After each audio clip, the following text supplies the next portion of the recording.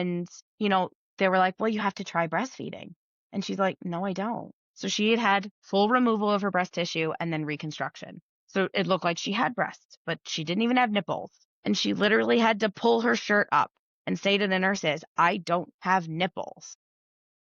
God. Like, I am a breast cancer survivor. Like, don't push this on me. There's nothing there. And she had to go that far because Wow. sometimes that breast is best. Baby first goes so far the other way that we're Yeah. dehumanizing the woman.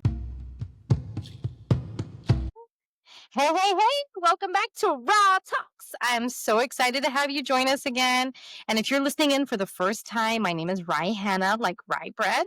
I'm a life and career coach, and I'll be your host today. RAA Talks podcast, just for you listeners who are not really familiar, is a podcast designed for women and allies from all walks of life to share their stories of struggle and triumph to achieve their goals, reminding listeners that there is no limit to what they can achieve. Joining me today on the show as a returning guest, and I'm so excited to bring her back by popular demand, is Anna Turnbull. And if you haven't heard Anna's story before, I'd highly recommend you check out part 1. And Anna is an experienced professional driven by her passion for community engagement and project management. Her professional journey reflects her leadership in program development, education, and customer support, demonstrating her ability to inspire others. Anna has successfully developed and expanded volunteer programs, enhanced community outreach, and implemented inclusive technology-driven curricula that nurture academic and personal growth. Her skill in managing multiple responsibilities with precision and empathy has flourished during her caregiving experience. I'm so excited to bring Anna back because she has some news to share with us after taking a caregiving break. And I know it's going to be super helpful for moms out there who are struggling with getting back into the workforce. So, Anna, before we dive in today, tell us something that you're looking forward to. I am just looking forward to reconnect. It's always a joy to talk with you, Raihana, and I'm just excited to be back and continue our conversation. Absolutely. Yeah. I love our vibe, Anna. I think the first time we met, you're like, we just had this soul sister and we were complete strangers. And now it's like evolved in something completely different. But we have that connection. All Yeah. right, let's get right to it. Postpartum recovery often involves significant physical and emotional changes, as many mothers know, and you know firsthand. Can you share with us your experience with postpartum challenges like hair loss, weight changes, or even depression? Oh, yeah. If none of those above relate, whatever else resonates with you when you think about your Well, postpartum journey. so I will quantify, I guess, my postpartum with when I gave birth to my son, tore pretty significantly. Not so much like the size of the tear, but I actually tore through a major vein Oh down my there. God. So I lost a significant amount of blood, enough that I needed a blood transfusion afterward. Is this was your So first or your second my pregnancy? first, my Your first first. Okay. pregnancy. So to start off, just the weakness and kind of the sickness that goes along with just having a blood transfusion. If you've not had that before, taking out postpartum of it out of it completely, just the weakness that you feel at having lost that volume of blood. Yeah. And they didn't actually give me whole blood, they gave me platelets. So my body needed to kind of reproduce the volume of blood that I lost. It just is kind of a support. So there's the tearing and the stitches and the not being able to sit down. And then there's the just generalized weakness and headaches that come with the blood transfusion. Wait a minute, wait a Um, minute. Not being able to sit down? You just talked about having a baby. And the yeah, one thing you can't do is sit when you'll actually have to do yeah, that to even breastfeed and all yeah, of those things and just recuperate. How was that yeah. experience? So I had to buy one of those like pillows that they give you for like hemorrhoids Mm. because of the location where I tore. I like couldn't sit normal. I had to be like leaning back to get pressure off of that area because of the Oh, stitches wow. and everything. So I Wow. bought one of those like hemorrhoid pillows. And it's not big. I mean, every pregnant woman has hemorrhoids. Like whether you want to believe that or not, every woman has hemorrhoids as Love pregnancy. that. Whether they bother you or not is another question. But so I bought one of those hemorrhoid pillows because it kind of just gave me the support I needed. And then I just found what worked for me. So I had to like have that pillow and I needed to be sitting on like a hard surface for the pillow to work because otherwise the pillow just sank into the couch. But the first couple days in the hospital, was in excruciating pain. And then, so my son had jaundice and all of the other things, and they Yeah. actually discharged me 24 hours before they discharged my son. So I Oh, lost wow. access to painkillers, to all of the like typical postpartum care stuff, pads and the witch hazel Yeah. tux things and Mhm. like the dermaplast spray and all of the like padsicle stuff that people talk about. I lost access to all of that before they discharged my son. So my husband had to basically leave the hospital and go run to the pharmacy down the road to get me all of like to fill my prescriptions for because they put you on like antibiotics after a blood transfusion. And so I Mm. needed that. I needed all of the painkillers. I needed the Wow. pads and all of that stuff. So it was an interesting start to postpartum. When they discharge you really quick, you said they discharged you 24 hours before your son. Did you Mhm. have to leave the hospital and be away No. from your son at all? So you're allowed to stay because you're the primary caregiver and the Mhm. child is a newborn. Right. We stayed in the same, like, recovery room that we had Okay. been in. I just lost access to my doctor, and there was no nurse checking on me, and Uh-huh. all of the stuff that you kinda take for Yeah. granted. Yeah. So then like, all of a sudden, you are not covered on, like, meals anymore. So your breakfast, lunch, Right. and dinner, you have to pay for out of pocket because it's not counting towards insurance anymore. The things that they Right. don't really tell you about, and if I had known then what I know now, I know I could have advocated to say, like, "No, if my son is staying in, then I don't wanna be discharged." Mhm. And they may or may not have agreed to do what I wanted them to do, but I just kind of, Right. like, blindly agreed because I didn't know any better. Yeah. But knowing now if I'd known then what I know now, I definitely would have advocated for myself a little bit more. Mhm. Mhm. But, everything else that goes along with postpartum, you're adjusting. Nobody tells you this, but like this, you stink. Like it doesn't matter how much you shower, it doesn't matter what deodorant you wear. And maybe this is just a me issue, but I was like, God, I stink. So that was fun. How did you deal with the odor? I mean, Like nobody they tell likes you. the smell. So my husband would tell you that I didn't smell as bad as I thought I did. Mhm. I definitely felt like I did. Mhm. They tell you that it's like a survival thing. It's supposed to help your child locate you and help like assist with breastfeeding or something like Mhm. that. Mhm. There's also the element of like, so I was born with something called congenital tuberous breast deformity. I don't actually Mm. have any naturally occurring breast tissue. So Wow. I was in a baby first hospital. And what that basically means is that they give you access to, lactation consultants and evaluations for lip and tongue ties. And they like really Right. walk you through the breastfeeding process. But I had known I was diagnosed with this at like 14. Wow. So I knew that I would not be able to breastfeed or that I would not really be able to breastfeed. And so, Could I pause you really quick yeah. right there? How did that affect you? I mean, you said you got diagnosed with that at 14. Mhm. And flash forward, you got 2 kids now, and that's a Mhm. huge thing that mothers look forward to. And when they're Yeah. making decisions for planning when baby comes, many people feel very strongly about not even using formula. Mhm. They just want to breastfeed. I'm just curious, knowing that condition was there, and then you had your pregnancies, how did it affect you once baby was there and your planning and so forth, and the emotional aspects of it as Well, well that got were tied in? so the most distinct so when you get diagnosed with this, they immediately send you to referral to a plastic surgeon. Mm. And so I had that conversation with the plastic surgeon literally when I was like 14. And I asked him, I was like, will I be able to breastfeed? Because my concern was having implants, I wouldn't be able to breastfeed. And he Mhm. was like, sweetie, you're never going to be able to breastfeed anyways. So the implants are the least of your worries. So I had kind of come to terms with that and had very open and honest conversations with my husband about it prior to us even thinking about having children. So we were both on the same page. Whereas a lot of moms spent a lot of time like researching breastfeeding positions Mhm. and breast milk storage bags and which pump Of is the course. best pump, I spent that time looking into formula and really Mhm. kind of deep diving into, European formula versus American formula, hypoallergenic formula versus sensitive formula.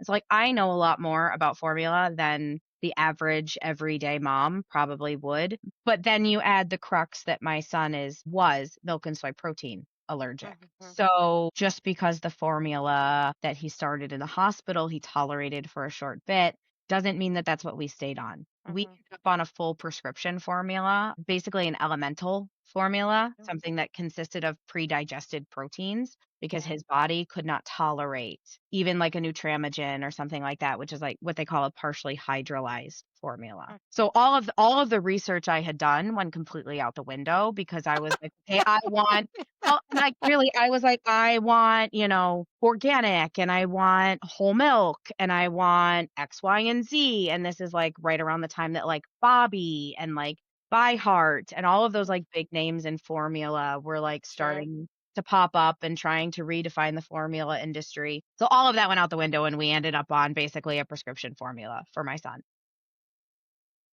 It's so funny that you were saying that. I just wanted to take a quick pause right there Yeah. and add a comment that all the planning went out the window. And Mhm. I think any mom and dad, let's not leave dads out here, right? Because No. any Yeah. parent at all would know Mhm. you plan so much until Mhm. the day baby's born. And then whatever you think you planned, you are Forget about it. shorthanded. Just wave goodbye. But you can not even just formula. You're like, I got enough washcloths. I have enough Yeah. towels. 3 is good enough. 10 washcloths. That's Mhm. good. Okay, 3 bed sheets. That's okay. That's You fine. run through those in a couple of hours, and you Mhm. don't even realize it till baby's Mhm. out, and you're like, Mhm. what was I even thinking? So yeah, Mhm. you're like those planners out there. If you're Yep. listening and you're planning for pregnancy or baby's about to come out, Mhm. just remember your plans will go out the window. Plan Mhm. ahead all you want, but it's Yeah. gonna change. Don't don't buy too many of one type of diaper, Yes, because, exactly. like, if you're, like, your kid might have a skin reaction, or like mine did. Exactly. We went through, like, 15 different brands of diapers before we found one that my kid Absolutely. didn't have a reaction to, and that is goes along with, like, having a kid who has an allergy. Absolutely. But, yeah, so, like, that all went out the window. We ended up on a prescription formula. Yeah. But so the whole baby first thing, I'm like, I Yeah. have a birth defect. I cannot breastfeed. But because you're in a baby first hospital, you have to try. Well, here, let me bring Oh you the my hospital god. grade pump. Here, let me check if they're positioned correctly. Here, let's have Oh them my evaluated god. for a lip and tongue tie, which my son ended up having a lip and tongue tie that we ended up having released. Mhm. But he ended up having to spend time under the lights because he was Mhm. jaundiced, which that probably wouldn't have been as bad if they had listened to me and acknowledged the fact that he was screaming in hunger and his bilirubin wasn't going down the way it should because he wasn't My getting god. fed. When you feed Yeah. a baby, it forces the bilirubin out of their system. Mhm. Well, he wasn't getting fed because I'm not producing anything. And I beat myself up. I wanted to try because I had realized I was like producing a teeny tiny little bit. Like I had started like trying to collect colostrum and like do all of that stuff. And I was beating myself up. So through all of Oh this, my all god. of the allergies, my son had a hemangioma in his eye. He Yeah. had a bruise at 3 months old. Like all of this stuff, I am What's a trying to brewing trip a brief for those who know? resolved unexplained event. Oh He wow. stopped breathing at 3 months old. Oh right. We Yeah, talked we about talked this in about the that part one. before. Yep. Yeah. But through all of this, I am trying to triple feed. So I Mm. am breastfeeding him, giving him a bottle, and then pumping, trying because they had like drilled it into. I'm like, I know I'm not going to produce anything, but I am like, so, breast is best, blah, blah, blah, blah, blah. I'm like beating myself up. And I did it for like 3 or 4 months. And so I finally was like, I'm done. I can't do it anymore. It's making me depressed. I ended up on Yeah. Zoloft. I mean, it contributed to my depression Sure. Yeah. had postpartum depression, I had postpartum anxiety, and it contributed to that. And honestly, I would say it was probably the biggest trigger for me Mhm. over like the colic and the screaming and everything because of my son's allergy. The Mhm. biggest thing was like if I could just produce, he would be fine. None of this would be happening if I could just produce breast milk. And it's like, no, that's not the case. That cyclical thinking is like a number one sign of like depression and anxiety that like new moms need to realize that you are the best mother for your child. You thinking to yourself like they would be better off with somebody else is not the case. And I do find myself sometimes still slipping into that thought process of like, they would be better off with somebody who is more even keeled. That's not me. Mhm. I love my children, but they are feral, and I would love to be a gentle parent, but the fact of the matter is feral children don't always respond to gentle parenting, and I am an Italian, and I my temper gets the best of me sometimes, like, so I try, and I really try, but there are times where I'm like, "Just sit the fuck down," without the language. I don't swear in front of my children. No. I'll rein it in next time, I'm sorry, it slipped out. Bleep me out. Put the buzzer on. Yeah, exactly. I'll rein it in. I'm usually good at that, but it slipped out. No worries. But yeah, so like all of that definitely contributed. And then with my second, I knew better. You don't know what you don't know. And you can prepare and you can research and you can do all the prep work, but you don't know what you don't know. Exactly. And when I had my daughter, I was like, look, it's not going to work. This isn't going to work. I'm not beating myself up about this.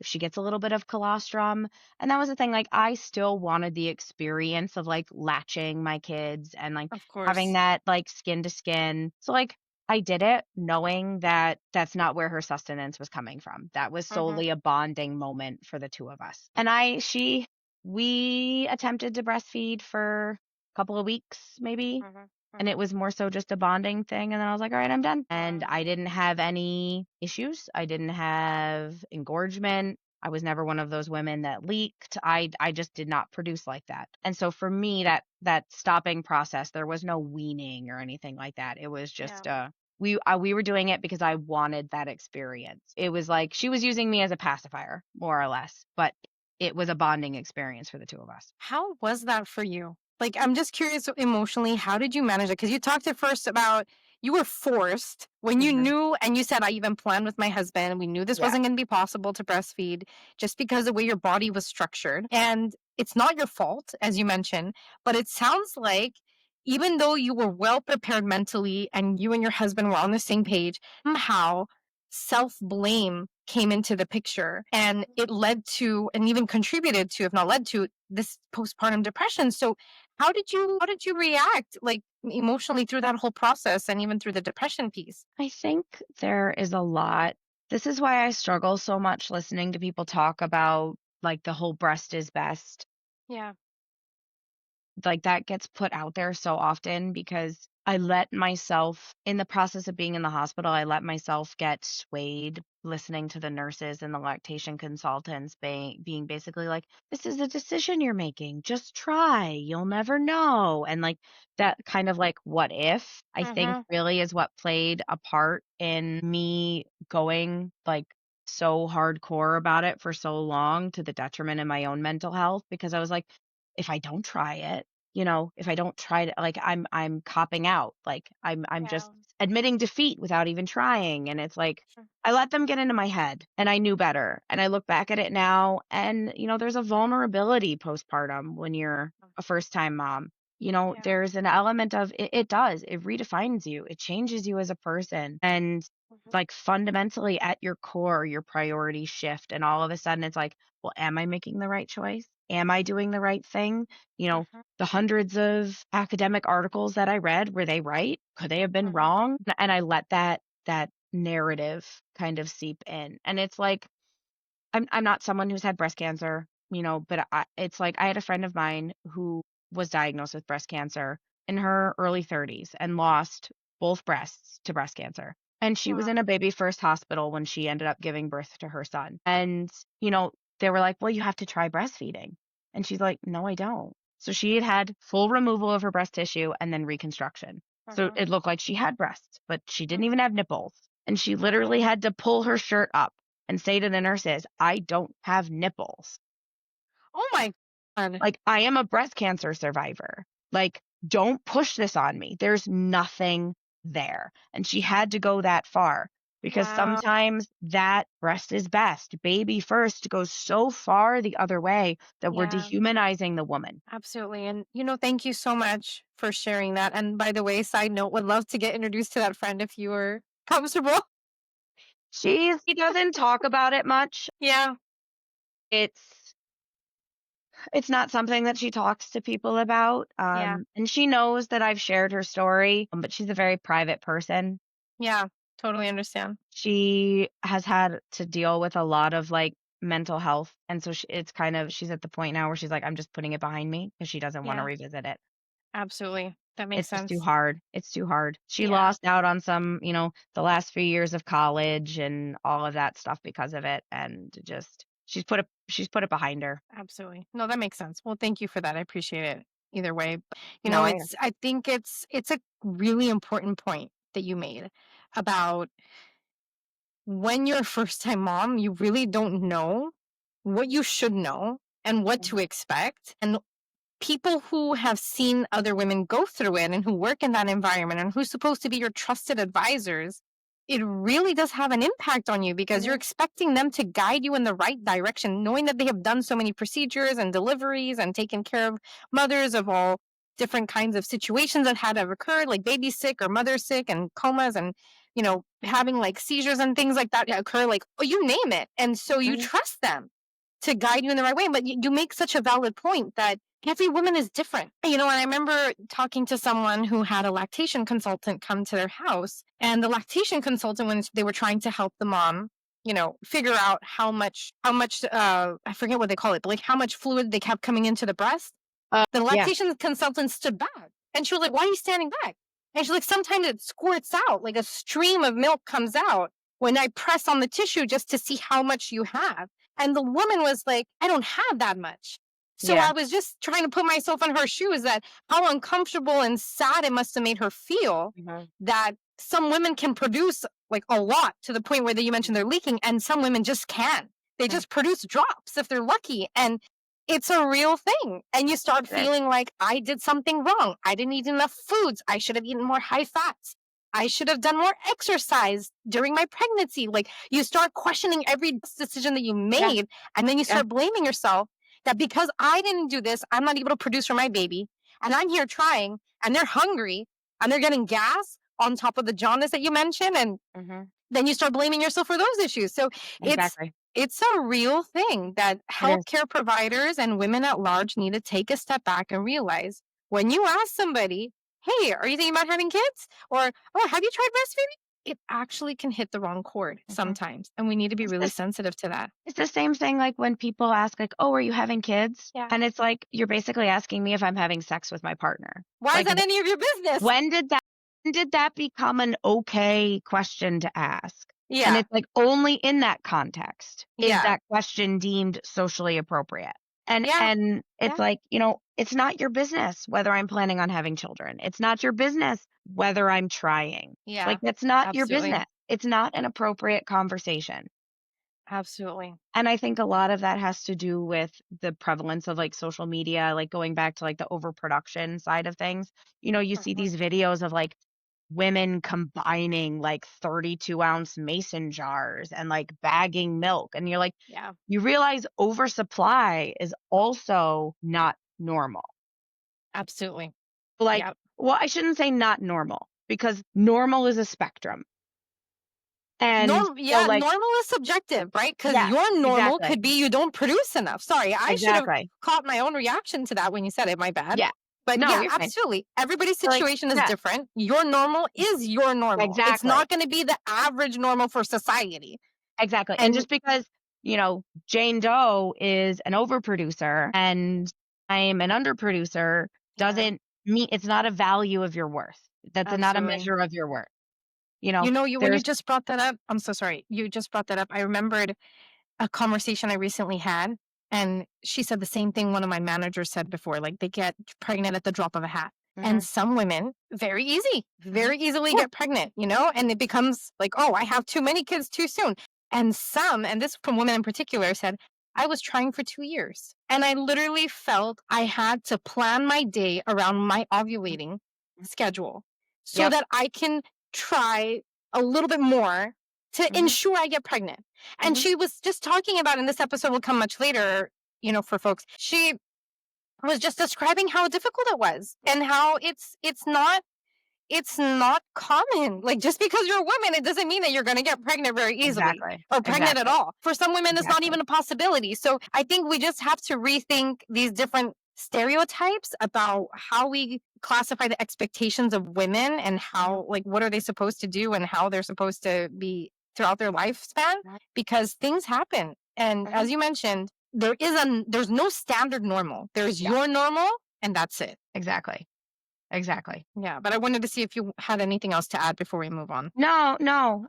And it is true because, like, the point of like getting pregnant at a drop of a hat, like, I mean, I wouldn't say that that was my experience, but I wouldn't say we didn't do IVF or IUI or any of that stuff. So like, I fell in the middle somewhere there, and it's like I just want to remind women that like, hey, it is your choice. If you want to have children, that's your choice. If you don't want to have children, that is your choice. It's nobody's decision but yours to make. And the same goes for if you want to try breastfeeding, more power to you. If you are someone that needs certain medications that prohibit you from breastfeeding, your mental health and your ability to take care of that child is more important than how they are fed.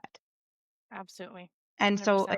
I just because so many people get caught up, so many women get caught up in, you know, trying to keep up with the Joneses and trying to do Yeah, what their friend did or trying to do what their mother did. And it's like, you know what? You do you. absolutely. Whatever makes you the best person that you can be, whatever makes you happy and feel fulfilled, and whatever allows you to take care of your children in the best way that you can, that's all Yep, that matters. 100%.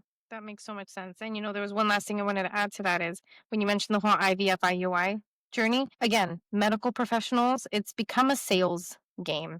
Oh yeah, Even for 100%. dentists, like you go to a Yeah. dentist, they're not going to tell you what you need. They're going to tell you what they believe you need because they're going to get more out of your insurance. You And I know, know it's women, funny you say that about dentists. Sorry to interrupt you. But I was talking to a coworker of mine and she was like, "Oh yeah, my dentist does Botox." And I was like, "Since when since do when? dentists do Botox?" Like, so it's that same thing. Like, Yeah, it's all about how much more money can I get out of you? And like, exactly. it just made me think of that because it's No, like, it's so true. since when do dentists do Botox? Since when do they do Botox? And the one thing I wanted to mention was I know a friend who was having trouble getting pregnant. She actually has PCOS and went to a fertility treatment when she was trying to get pregnant and it hasn't been working the natural way. And the first thing they pushed for was once they knew she had PCOS and one of the ovaries particularly like had a lot of different, like they call it like a chain of pearls, Yeah. they pushed for IVF and they did not leave her until she was convinced that she should do IVF. And I kid you not, she was like, I'll never do any of these treatments. I just want to Mhm. figure out, is there anything else wrong with me that I need to be like precautious of? Like, is there some like, kind of blockage or anything else at her test that I need to do? And she went there because the OB couldn't do it. And Yeah. that's what they pushed for. Now, granted, some women do need that treatment and they choose to go through that. But I would be very careful in taking that treatment if you're a woman who has some kind of issues with your ovaries or you have PCOS or so forth. Be very careful and cautious in opting for IVF because you might not actually need it. And a funny thing, this woman actually got pregnant naturally Yeah. after a year of trying without going through treatment and went back to the fertility clinic to confirm, and they were shocked that how is this possible? They took two tests Mhm. to confirm her pregnancy because they could not believe that, Yeah. this is her condition. She's a crystal clear candidate for IVF. We're going to get her. And she got pregnant without it. And it's like her miracle baby. So I think it's just a testament to that, medical professionals should be trusted, but to an extent. And you Yes. need to trust your own instinct and do your own research ahead of time. And if they're pushing for something, it doesn't necessarily mean you need it, but it means that you should look into it further and make your own decision and your Yeah. own judgment, You got to like do you were your saying. own research. You have to do your own research. Absolutely. Absolutely. Ask Well, questions. Ask questions. yes, absolutely. That's so true. And I wanted to take a shift really quick to talk about your recent win. And so I know you went through this really rigorous journey of postpartum and having your two pregnancies and raising your kids. You took a caregiving break from your job for 3 years. That's Almost 4. incredible. Almost 4. Almost 4.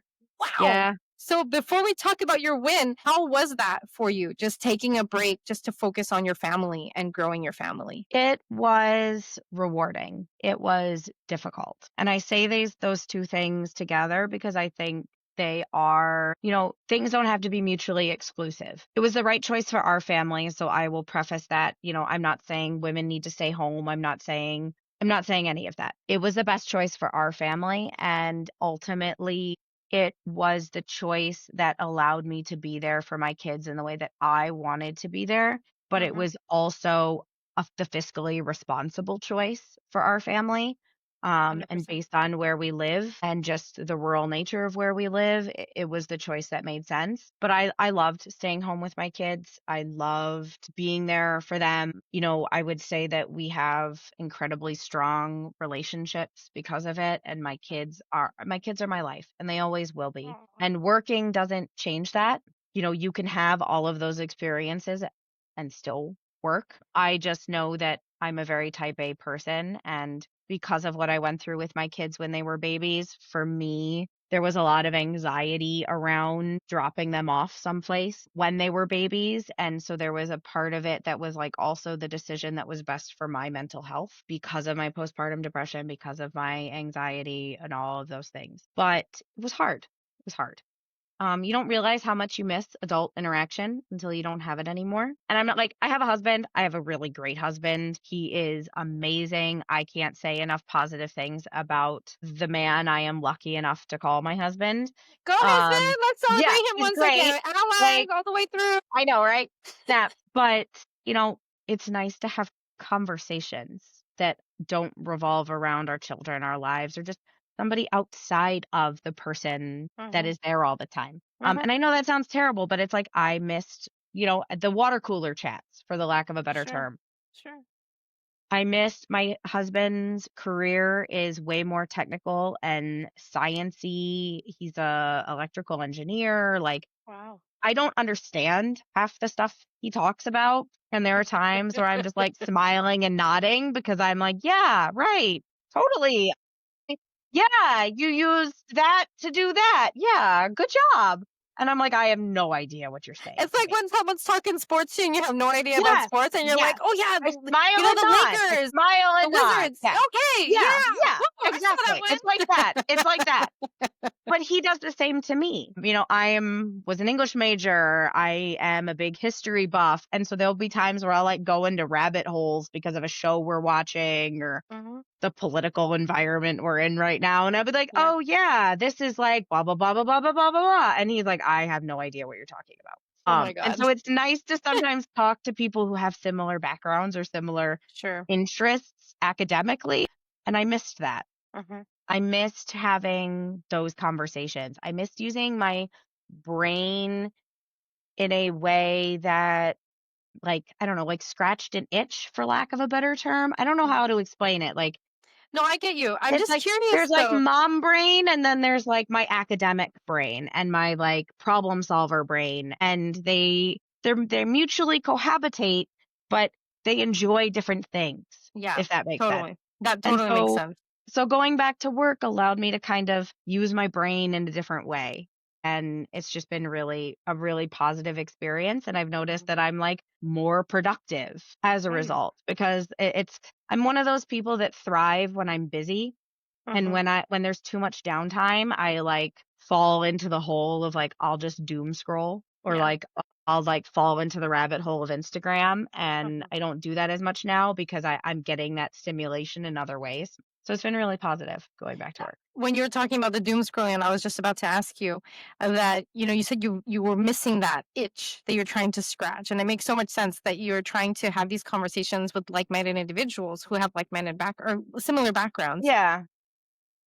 How important was it for you to have that in a virtual setting versus an in-person setting? What you were looking Good for? question.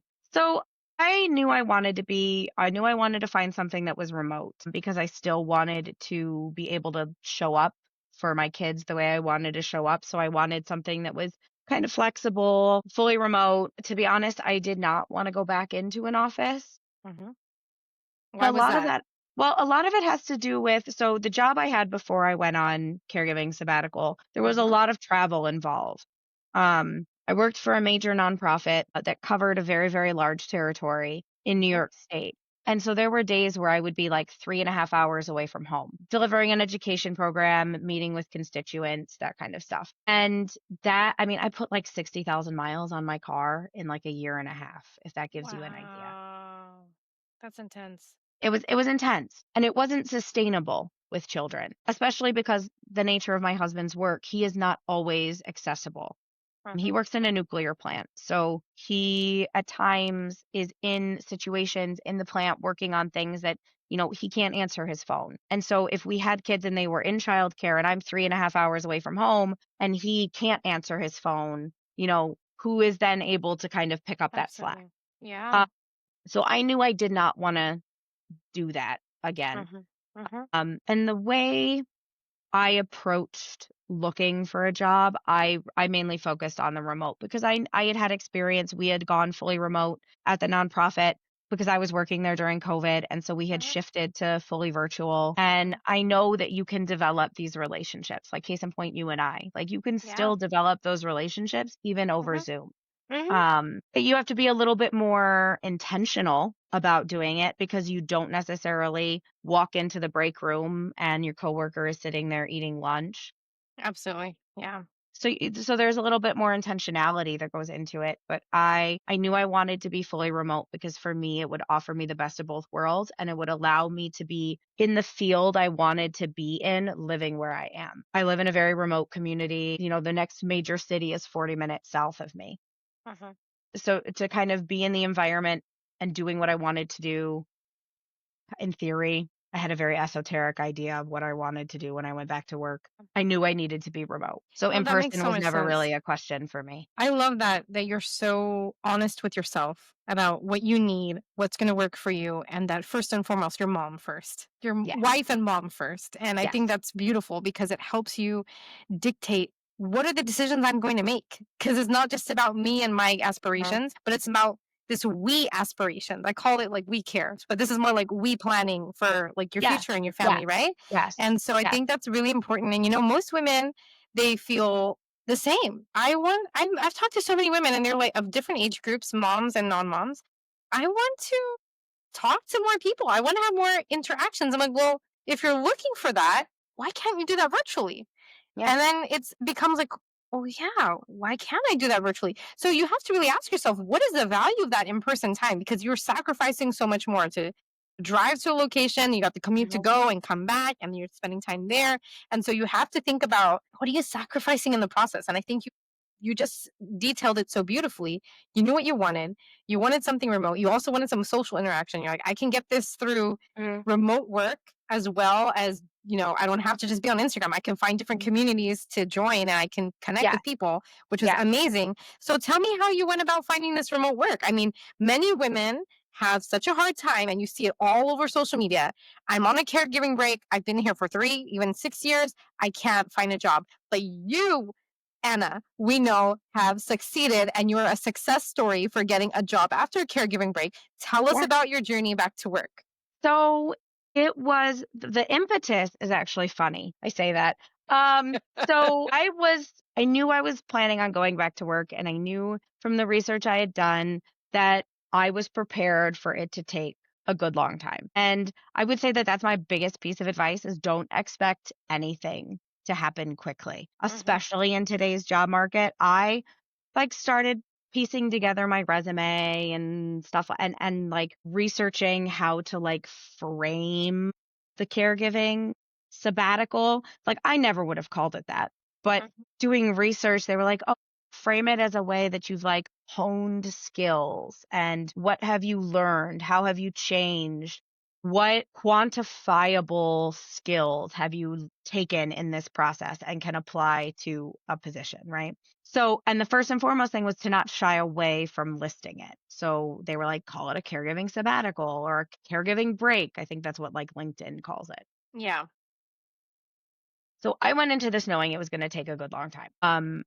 So I didn't put any pressure on myself. But the Mhm. reason I started looking is my son wants to go there's this particular Catholic school. We are not necessarily Catholic or super religious, but Mhm. as a former public educator, I know the state of public education now, and I wanted something that was a little bit more structured, a little bit more rigorous, for lack of a better term, Mhm. for my children. And he really liked their 3-year-old pre-K program, and he wanted to go back. And on a single income, that was not something that we were going to be able to do. Yeah. So my impetus for going back to work was, okay, I am going to do this so my son can go to the school he wants to go to. And I know Aw. that's ridiculous to say because he's 3 years old and what does he know about what he wants? But he was really You'd be passionate and surprised. I know, You'd be yeah, surprised. I mean, people start thinking like they don't have that many big brains, but when you yeah, just observe children, yeah, they're pretty darn smart and they they are. understand everything that's going on. But Mhm. yeah, please continue. So he wanted to go to And the he school. wanted to You go to went this back. school, so I Yeah. started looking and I was like, "All right, if we laid out the finances and we knew we wouldn't be able to do it if I didn't go back to work." So I Mhm. started looking. And I think I did what everybody does, like, and maybe this isn't what everybody does. I say that again, there's no normal. I was like, I had a LinkedIn from years ago and I was like, "Okay, well, first step, like, let's go in and see how LinkedIn's changed and like Mhm. let's put a new photo up there. Let's update what you've been doing. Let's, reach out to your network. Sure. Who can you connect with from, your former employers?" And that was the biggest thing for me was finding people who would speak on my behalf, Mm. finding references, because the reality of the situation is you can interview great, you can have an awesome resume, but your references can make or break you. And then I started digging through the mire that is LinkedIn. It's not a great environment. I've met some awesome people, I've made some great connections, but it's not great. It is becoming very social media and there's What a is ton. LinkedIn, you said? LinkedIn, I feel like, is becoming very social Yeah. media, especially with like the whole TikTok thing. And Yeah. it's not as like professional as it used to be when I Yeah. first had a Absolutely. LinkedIn. 100%. So navigating that change in LinkedIn was interesting. Mhm. But then I just like started following people and tried to, there's stuff out there that says like for every year you've been out of work, you lose like 25% of your relevancy or something like that. And I was Mhm. like, all right, well, I'm not gonna fall into that trap. So Mhm. I really drilled down, started like revising resumes, tapping into my network, and then just doing like LinkedIn searches. They give you like the 3 months free of LinkedIn Premium, and I tried to really make the best of it and like Mhm. sending connections and reaching out to people. And I was probably bad in that I didn't track like every job that I applied for, but I applied to God, so many jobs, and got like Did you say double digits or triple digits? probably triple digits in all Yeah. honesty. And that's when I was like, I'm never using AI. And then I was like, nope, we're using AI. Um, because the hardest part, even as a writer, even as somebody who enjoys the aspect of writing, man, those cover letters are brutal. And so I would, obviously with AI, you have to be careful. Mhm. Check what it spits out, make it Mhm. your own voice. It really helped frame like my caregiving leave. Like, okay, this is what I do every day. This is, you know, what I do for the household. And it kind of allowed me to frame it in a way that, because when you're in the muck and mire of being a stay at home parent or just being a parent in general, it's like a Monet. You're so close, all you see is dots. Mhm. And putting that into, like, AI and allowed me to take a step back and really kind of break it down into, like, digestible skills and actionable items. What were some of the things that it told you? I'm just curious about So, the like skills you gained during a yeah, so, caregiving break. you don't think about, like, time management, Mhm. resource management. Mhm. Like, I never would have called myself, like, a project manager, but, like, that verbiage really came from me putting all of that stuff into ChatGPT and it spitting out, like, a lot of these skills align with this kind of stuff. What else? Resource management was a big one that I had never, like, thought about because in my mind, resource management is, like, fiscal or not Mhm. fiscal, financial, pardon me. Mhm. Mhm. But really, when you think about it, like being a homemaker, being a mom is looking at a budget and identifying where we're failing. It's making the grocery list and keeping track of the diapers and the snacks and who likes what. And are we running out of X, Y, and Z? It basically sounds like supply chain to me. Like you got to Supply check your chain. safety stock. You don't want to Yes, get to the point where you're exactly. at one diaper. You want to make sure you have a safety stock of 10 or Exactly. 20 and then you're going to order some more. Exactly. Exactly. So it's like, We're coming up with some exactly. ideas for you folks right It's on the fly. It's taking that stuff and really making it into business, Yeah. corporate, lingo. For sure. And hence why that's why like I called it a caregiving sabbatical rather than like a parenting break, Mhm. because framing it in that more corporate verbiage, Yeah. I think, is important. And I didn't know if it would work, to be honest with you. I Mhm. had so many conversations with my husband saying like, I don't know if this is going to work. Like I have a feeling that nothing is going to pop up and I am going to have to, we're going to have to muddle through, and I'm going to go back to work when the kids are back at school full time, and I'm going to like have to sling burgers at McDonald's, which there's nothing wrong with that. Don't take that as there's anything wrong with that. It was just, that's not what I wanted to do. Mhm. Mhm. I've worked food service. I have been a caterer. I have been a waitress. I Mhm. just didn't want to do that. And there's nothing wrong with that. Some people are great at that. It's just not what I wanted to do. And then really taking a look at what it is you want to do. As someone who has been a career changer multiple times, I started off as a business major, believe it or not, in international business and economics, and then transitioned actually to art history, and then transitioned to English literature and education, and then went to culinary school and, ended up in the nonprofit sector after teaching. So, like, I have never really known what I wanted to do. I kind of just like followed whims and things I was interested in. And That sounds going so back, much how like kids are though, because they're yes. so forced to pick what do you want to be when you grow up. Mm, But they just switch their minds so quickly on what they're interested in. And I think being able to do it as an adult was very skillful for you because yeah. it's made you into such a well-rounded person that you can just do Mhm. anything you want. You're not fixed to one particular Yeah, profession, especially in today's time when it's just so hard to keep one job in one particular it industry. is. It You've is. made yourself so marketable. Yes. But And I'd what's your like to take think on that that, way. given the diverse background that you have? Some people view it as a positive, some people view it as a negative. I think it definitely depends on who you're Who you're talking to. talking to. Yeah. And, like, a lot of it wasn't necessarily, I have a history of this in my life of Yeah. doing, I'm a people pleaser, of Yeah. doing what I think other people wanted me to do. My dad owned his own business, was self-employed for a very long time, and I Mhm. thought that's what he wanted me to go into business. And I Yeah. was very good at it, don't get me wrong. Like, what ended up being, like, my economics professor's TA my freshman year of college. Like, I have a mind for business, but I hated it. But I did it because it's what I thought my dad wanted me to do. Mhm. Um, and he finally sat me down actually when I finally got into grad school to pursue teaching, and he was like, "I'm glad you finally made it here. I could have told you this is where you were gonna end up 10 years ago, but then you wouldn't be who you are today." He's like, "I had to let you figure it out for yourself." And that is one thing that my dad is very good at. Has always been kind of my guiding star. He will give you the shirt off his back, and he will be super honest with you, but he is not going to try to change your mind. And he's like, "I told you 100 times that I didn't want you to be in business, that I had no expectations of you taking over my business, like, but you got it into your head, and you know what? You had to figure that out for yourself." And it took a while, but, he was right. I wouldn't change the path I was on, change the decisions I made, because exactly the reason you said. I am now the kind of person that I can walk into a room and I could talk to anyone. My great aunt used to tell me that I would talk to a brick wall if I thought it would talk back. That's serious.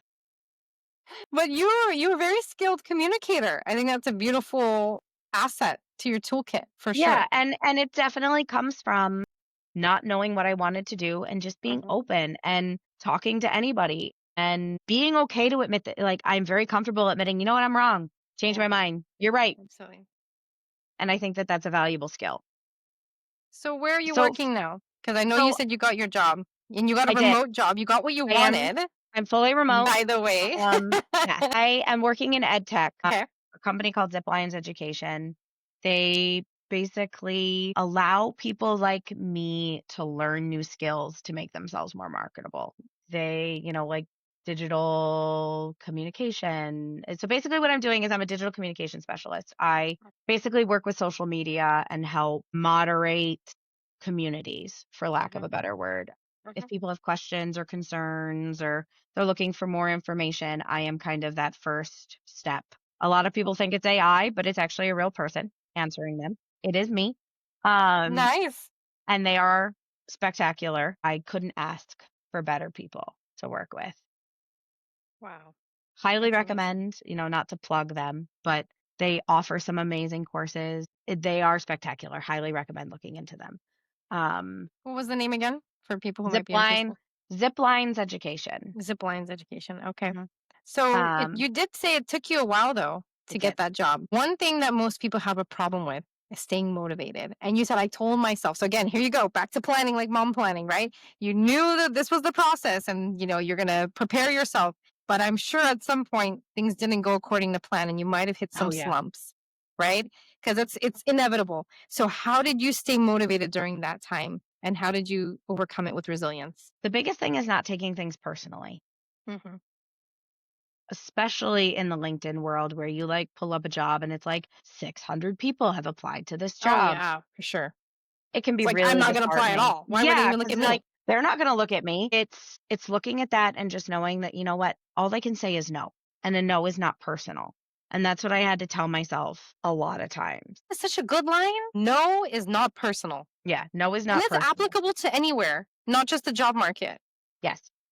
That's really good. I'm gonna use that one if you Oh, don't mind me please. borrowing that. No, not at all. Not at all. And that's what I had to tell myself is that no is not personal. Mm-hmm. And in some cases, it can mean not right now. In some Mm-hmm. cases, it can mean, there's an interesting tidbit out there, and I don't know how true it is. I haven't done any research into it, but they tell you that like women feel like they have to meet 100% of the job description in order to apply. 100%. Whereas, I yes, had somebody in my old job tell me that, and yes, it was a man, and he said, I will tell you, men look at, do I meet 30%? And they yeah, apply. and And they he told apply. me the same thing. It's Yeah, so true. It's so true. yeah. And again, like I don't know the research into it. I don't know the numbers, but I noticed Yeah. that in applying to jobs, I would do that myself. I would be like, "Oh, Yeah. well, I meet this requirement, but I don't really have that experience." Or Yeah. like, I don't really do that. And I would talk myself out of it. And I'd be like, "No, no, no, no, no, no, no. What are you doing? Like, a no is not personal. Shoot your shot. Apply. So you don't make it. That's Mhm. okay." And it is disheartening because you get those like you're like, and they complain about it.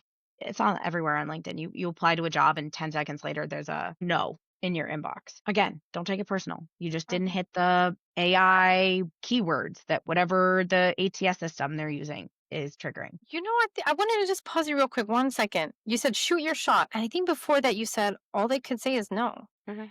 But I didn't hear you say the worst they could say is no. And it just made me ponder on that for a second. The worst they could say is no. Because so many times you say, well, the worst that they could say is no, so why not try? You don't even think about the impact of that statement. Why is no Mhm. the worst that they could say? Because when you're just going back to no is not personal, it Yeah, shouldn't be the worst answer. It's just an exactly. answer. Exactly. There's no judgment attached to it. But when Mhm. we say it, well, the worst they could say is no. We say it so casually, but it impacts our Mhm. brain and Mhm. affects, like we were just saying, well, I anyway don't meet like 2 out of 10, so why Yeah. apply anyways to this particular job? So I just wanted to share that thought with Yeah. you really quick because I thought it was And so powerful. it especially I think in that like first application process, like when you're filling out the actual application, no is not the worst thing they could say. You don't have any skin in the game yet. And yes, I know filling out applications is annoying. I know it's like you upload your resume and then you still have to sit there and retype everything off your resume into the ATS system. You have to make 101 different logins to whatever system they're using. Pardon me. But I mean, it's a process and I never took it personally. Yeah, it was annoying, but like that's the world we live in. Like that's how is it any different than in the 80s when people were going around to stores asking, "Oh, are you hiring? Can I have an application?" Like it's that Yeah, same concept. It's just digital. absolutely. So I try not to take anything personally. I try, and I finally realized there were other outlets to look at. Like Idealist was a big one for me because I was thinking I wanted to kind of go into that nonprofit sector. And so they Sure. have a lot of job postings there using and I will say this, I never had luck doing this. I would like find a job that I thought I was like perfect for, and I just Mhm. happened to know somebody, or I have two younger siblings, like, oh, they know somebody that works there. And I would be like, oh, hey, would you mind putting me in touch with so and so? Mhm. And I would have like great conversations with that person. But the reality of the situation is networking always doesn't always matter. Yeah. Did it help you Especially get in this? Did it help you get this role it did in not. particular? It did not. Mm. Um, there was a job I really wanted, before I found the zip lines job. There was a Mhm. job I really wanted. It was at big big company, but they have a nonprofit arm. And I was like, oh, I'd be perfect for this. Like, I really, really want this. And it just so happened that I had a mutual connection. And so I reached out and we had an awesome conversation. And the conversation we had was great, but he wasn't the hiring manager.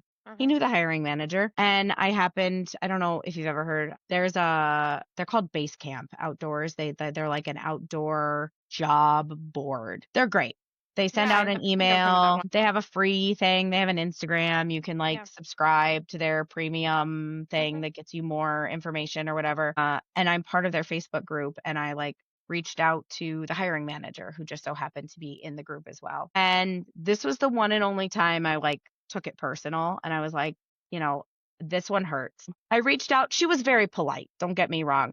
But it was I'm not talking to anybody because we have so much interest. It basically very politely said, I don't care who you know, I don't care who you're connected to, it doesn't matter. I am going to give everybody a fair shot. Word of mouth, recommendations don't matter. I'm gonna you basically you have to pass through the ATS system. If the ATS system flags you, then I'll look at your resume. And I was like, okay. Because everybody tells you, reach out to your network, network, network, network. And I was like, all right, I did it and basically got told it doesn't matter. Wow. If you don't hit the keyword filtering and your resume doesn't get put in front of me, then it doesn't matter. Wow. That was the one I took personal. And I was like, Why did you take it personal? because I really wanted it. Mhm. It was the first I'd applied to a lot of jobs up until Mhm. that point. Some that I had been excited about, some not so excited about, some completely indifferent to, but was like, it's a paycheck. This one, I was really excited about their mission, really excited about working for that particular company. And I was just disappointed. I really, really wanted it. It was the first time. And I say that like having not had an interview or anything at all, but it was just the mission of the company was something that I really, really Closely aligned aligned with. with. Yeah. And I was like, I really, really want this. And so I worked hard and like dug deep into my network to try to make this work. And it wasn't in the cards. And I reflect back on it now and I'm like, things happen for a reason. Hindsight's 2020, but it hurt. That one hurt. I'm so And sorry. It sounds it sounds it's one of really those awful. things that's like that one I was like, all right, so after that, I will admit I took a step back. Mhm. I reevaluated, may or may not have let myself fall into the you've lost your relevancy, nobody's gonna hire you, you're just gonna work at McDonald's. And again, not that there's There's anything wrong nothing with wrong that, with that. but it's not what I wanted. And I have a very bad habit of putting myself last. Mhm. Of My husband says this to me all the time. You'll buy me, all of the nice stuff and then you say you need X, Y, or Z, and rather than going and buying it for yourself, you'll like go to Costco and buy the cheaper alternative. Like you don't buy what you want, you settle for less. Mhm. And it was like the first time that I really, really wanted it and I shot my shot and it just didn't work. And again, but a no is not personal. And I understand where she's coming from. I mean, again, she probably got 1,000 applications. Of course. Nowadays, people are looking up the hiring manager on LinkedIn and sending them personal direct messages. And they don't have access to do that because now LinkedIn limits you at 5 per month emails you can send. So they start saying, well, I'll just get premium and I'll get the highest version of premium so I can send as many messages as I want to these hiring managers. And they're flooded. And It's but a then reality. the hard part is that's Yeah. what people are telling you to do. Yeah. Yeah. Yeah. Yeah. It's And it's conflicting. It's like super and conflicting. it's so conflicting because Yeah. there's also the reality, and I will stand by this, that there are so many people out there that have a job and, there might be something that, they're not necessarily looking for their next opportunity, but they're just going to apply. Because I have friends like that. And it's like Hmm. that makes it harder because if you're content where you are and you're not actually looking to change, you're just applying to apply, you're cluttering the inboxes of all of these people. You're cluttering the tracking systems with irrelevant, because like I've had friends who are like, oh yeah, I just applied, but they called me for an interview and I was like, no, I'm not interested. And it's like, well, then why'd you apply? If Hmm. you're not going to follow through, like, why bother? Sure. Yeah. And I mean, makes and there's sense. probably somebody out there that's like, no, that's what you should do. You shouldn't stay with a company more than 2 years without getting a raise or a promotion or Yeah. blah, blah, blah, blah, blah. But I'm a it promoter makes of it that, by hard. the way. Which I'm not saying that that's a bad thing. I'm not saying that's a bad I thing, always but say, like, like, you should never stop interviewing. But no, I hear you. In this time, it makes sense. Like, yeah, be a like, little bit more considerate for folks who've been trying for a very long time to get yeah. something. And especially Yeah. because you see the stories of like the people who have like, I've been out Yeah. of work for a year Yeah. and Yeah. I can't For even get sure. an interview. Yeah. And I mean, the reality is I probably submitted 400, Hundreds. 500 Yeah. applications Wow. That's and I crazy. got a handful of That came interviews back. that came back. Yeah. But you gotta keep plugging, be the train. I think I can. I think I can. I Yeah. think I can. My Because line is si event, se puede. You can always yeah, do it. si se puede. Yep. Um, that's good. I forgot about that. Um, yeah, and I mean, eventually something will come, and you just kind Exactly. of have to. But again, I was not in that situation of, Yeah. I am the sole breadwinner. I have been laid off. Like, I Right. didn't have that pressure. I Right. was doing this for personal reasons because Yeah. A, I wanted to go back to work, but B, I was doing it because my son wanted what he wanted, and I was doing it, am doing it for him. Yeah. That's Not to beautiful. say that I was like never not going to go back to work. That was not in the cards for me. I knew It was more when like a my kids were, catalyst to kind of sped up the whole yes, process for you. yes, Because I think yes, you would have easily stayed with your kids till they're like 6 or 7 at home, oh yeah, oh knowing yeah, you a little bit. But yeah, but I yeah, hear you, and it makes sense that you're doing what you value most. You value your family, so you're going to put them first. And I just yeah. caution you, as you're putting them first, don't always keep yourself last. Try to keep yourself at I the same know, level and with them. I'm bad at that. I am so bad at that. And that is the one thing that I am like actively trying to Yeah, be better about absolutely. because it does come there have been a couple of times where it's like I burn out because I put myself last so often. So I have to remind myself, it's okay to be selfish once in a while. It's okay to think about what you want. It's okay.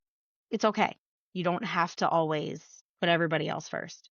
That makes sense. And so that Yeah. is my biggest thing that I am working on personally And is that's learning to be such a okay with great that. note to end on for sure. Like, just knowing that putting yourself first sometimes doesn't mean that you're deprioritizing your family. Rather, it's Yeah, reinforcing that I am worthy of being exactly. acknowledged and paid attention to.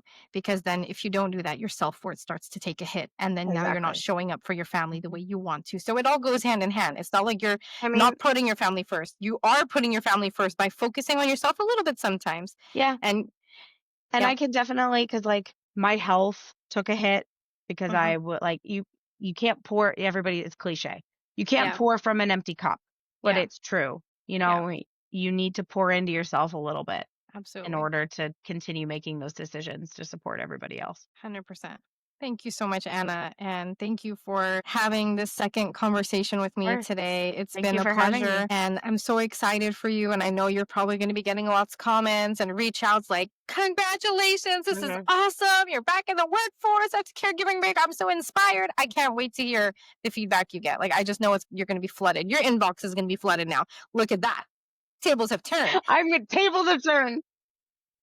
And Well, folks, go ahead. do Sorry. have to say thank you because Yeah. it's always a joy talking to you. Absolutely, absolutely. And folks, we have come to the end of our time together. But before you go, be sure to subscribe to this podcast. Give me a follow on LinkedIn, Instagram, and YouTube. And if you have any requests for future speakers or topics you'd like to hear from, send my team an email at info@rawcoaching.com. I'll drop that in for the show notes for you. And I'll see you next time.